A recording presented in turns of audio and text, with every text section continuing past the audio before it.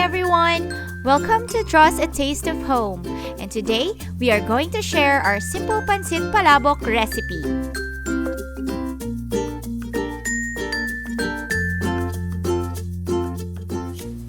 First, we need 300 grams of rice noodles soaked in a water for 2 hours.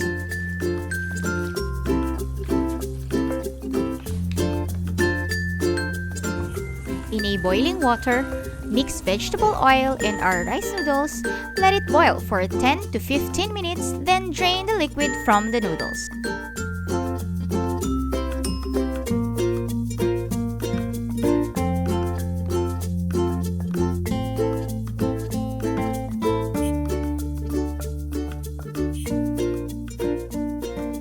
Now set aside and let's start to make our sauce. Boil 5 cups of water. And put in our shrimps.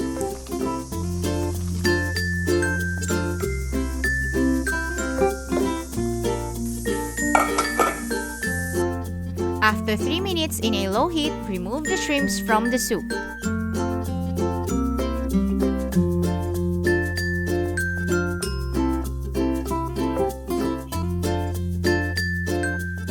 It's time to prepare our palabok toppings with fried fish and the boiled shrimps. Then, time to finalize our shrimp sauce. Diluted annatto powder in a 1/4 cup of water. To thicken our sauce, we need diluted cornstarch in another 1/4 cup of water.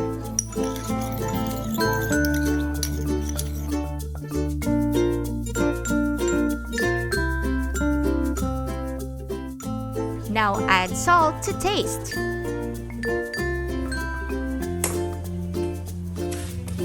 Stir it well until the sauce thickens.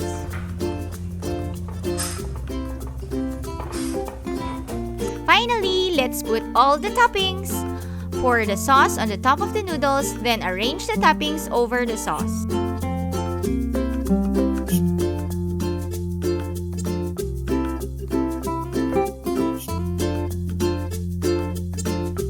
Fried fish,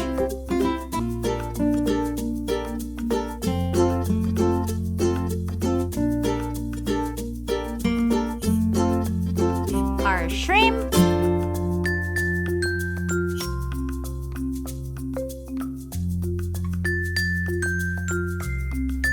green onion,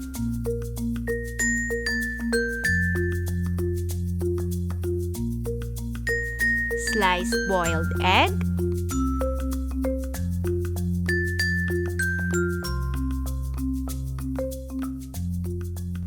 and don't forget, sprinkle that crushed chicharon. Here you go! What a yummy Pancit Palabok! Until next time, thank you for watching. This is Ella Dros.